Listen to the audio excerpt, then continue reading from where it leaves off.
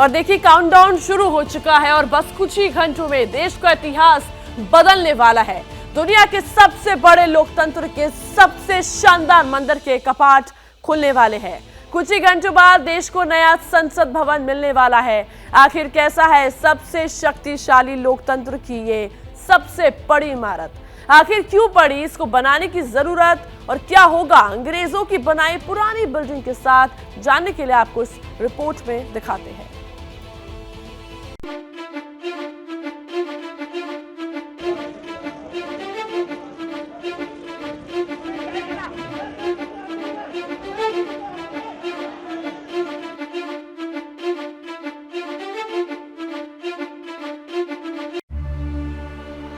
एक प्रधानमंत्री ने अपने शासनकाल के 9 साल और 8 दिन के अंदर देश में मौजूद 95 साल 4 महीने 10 दिन पुरानी गुलामी की इमारत का इतिहास बदल कर रख दिया।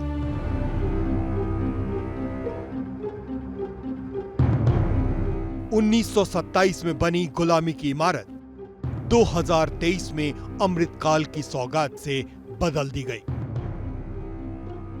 ये इमारत जिसे आज तक भारत की संसद कहते आए हैं, इसका उद्घाटन वायसराय के इंपीरियल लेजिस्लेटिव काउंसिल के तौर पर 1927 में लॉर्ड इरविन के हाथों हुआ था। गुलामी के वक्त भारतीय नागरिकों के खून पसीने की कमाई के 83 लाख रुपए लगाकर इस इमारत को अंग्रेजों ने अपनी ताकत और ऐश्वर्य के इमारत के तौर पर तैयार करवाया था। हालांकि आजादी के वक्त से लेकर आजादी के बाद अब तक ये इमारत देश के बदलते इतिहास के हर कदम का गवाह रहा। इस इमारत ने भारत के स्वतंत्रता संग्राम को देखा। 1947 में आजादी की आधी रात को यहीं पर ब्रिटिश हुकूमत ने भारत को सत्ता सौंपी। यही इमारत आजाद भारत की पहली संसद बनी और यहीं पर आजादी का पहला भाषण भी पढ़ा गया।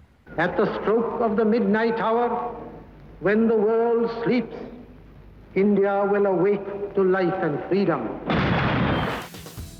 अब इसी इमारत के सामने आजाद भारत के अमृतकाल की नई इबारत लिखी जा चुकी है। प्रधानमंत्री नरेंद्र मोदी के 9 साल के शासनकाल में 3 साल के अंदर 1200 करोड़ की लागत से नए संसद भवन का निर्माण पूरा हो चुका है। दुनिया का सबसे बड़ा लोकतंत्र गुलामी के वक्त की इमारत से बाहर निकलकर अपने सामर्थ्य और शक्ति का एहसास करा रहा है। जब ये नया संसद भवन हमारे सामने आता है तो हम और गौरवान्वित इसलिए महसूस करते हैं क्योंकि जो भारत की प्राचीन संस्कृति, सभ्यता, जो अपने लोगों की आस्था है, जिसका प्रतिनिधित्व संसद करता है, वो कहीं ना कहीं पूरी तरह से परिलक्षित होगा। मुझे लगता है कि इसमें कई सारी और भी बातें हैं।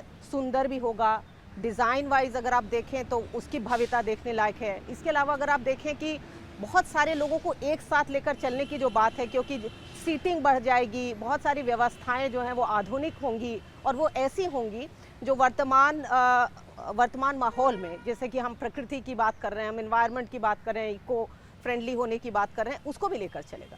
दरअसल नया संसद भवन पूरी तरह से भारतीय तकनीकी, भारतीय वास्तुकला, भारतीय इंजीनियर और भारतीय लोगों के हाथों का बना हुआ है। पुरानी इमारत बनाने वाले तो ब्रिटिश थे, लेकिन हाथ और पैसा भारतीय था। इसमें गर्व करने वाली कोई बात नहीं थी, बल्कि वो गुलामी का प्रतीक थी। नए संसद भवन की रूपरेखा तैयार करने वाले बिमल पटेल की नजरों से आपको बता रहे हैं आखिर अंग्रेजों के जमाने की ये विरासत किस हाल में पहुंच चुकी थी। If you look at the equipment in Parliament, it looks like this. I think just the visual tells you that it's quite dated, quite old.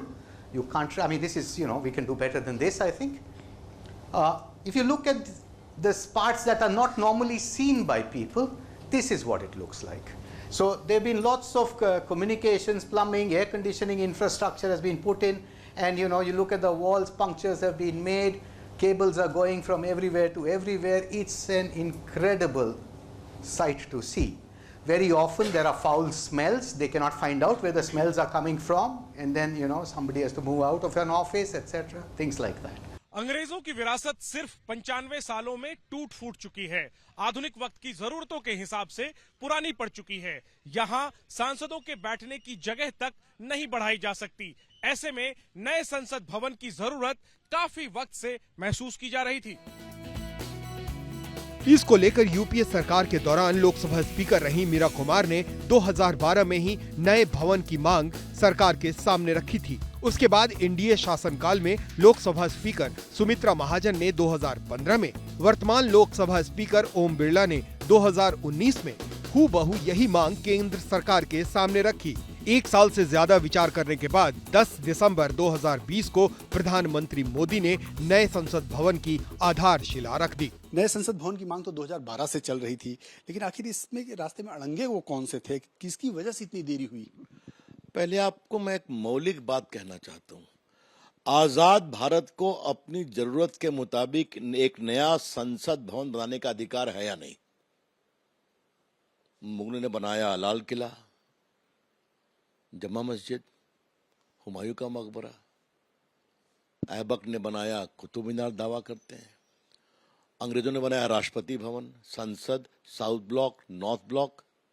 बस पिछले 75 साल में भारत सरकार के द्वारा एक भी कायदे की चीज यहां जोड़ी गई है क्या? कुछ भवन को छोड़ दीजिए, शास्त्री भवन और रेल भवन टाइप से। आज ये संसद क्यों जरूरी है? क्योंकि ये संसद 100 साल पुरानी हो जाएगी 2 साल में। नई संसद एक त्रिकोणीय इमारत है। इसमें गोलाकार संसद भवन से ज्यादा जगह भी है और सुविधाएं भी। तुलना करें पुरानी संसद और नई संसद की। पुरानी संसद में लोकसभा के अंदर पहले 552 सीटें थीं, जो अब हो गई हैं 888, जबकि राज्यसभा की पुरानी 245 सीटें बढ़कर हो चुकी हैं 384। इसके अलावा संसद के संयुक्त सत्र के लिए लोकसभा हॉल में पहले से 1272 सीटें ज्यादा मौजूद हैं। सेंट्रल लाउंज में राष्ट्रीय वृक्ष बरगद मौजूद है। संसद भवन पर कांस्य से बना राष्ट्रीय प्रतीक 9500 किलो वजनी है। नई संसद में नई सुविधाएं भी हैं। यहाँ हर बेंच पर अब सिर्फ 2 सदस्य बैठ सकेंगे। Touch screen audio video system होगा। 100% यूपीएस पावर बैकअप होगा। मंत्रिपरिषद के लिए 92 कमरे होंगे। हर सांसद के लिए ऑफिस स्पेस होगा। पुरानी से 17,000 वर्ग मीटर ज्यादा बड़ी होगी नई संसद। नई लोकसभा मौजूदा से 3 गुना बड़ी होगी। अब सवाल ये खड़ा होता है कि नई संसद के बनने के बाद पुरानी संसद का क्या होगा? अब तक इस बारे में जितनी जानकारी मिल पाई है, उसके मुताबिक पुरानी संसद नई संसद के पूरक के तौर पर काम करेगी। संसदीय काम का कुछ हिस्सा यहाँ से भी किया जाएगा। इसके साथ ही पुरानी संसद को आधुनिक सुविधाओं से लैस भी किया जाएगा और साथ ही इसके एक हिस्से को म्यूजियम बनाकर आम लोगों के लिए खोल दिया जाएगा।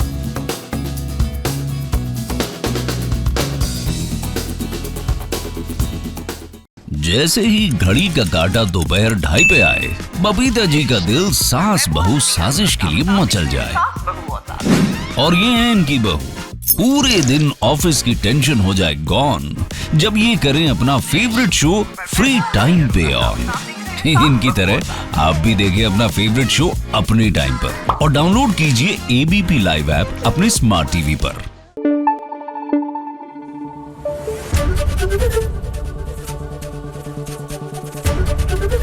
एबीपी न्यूज आपको रखे आगे।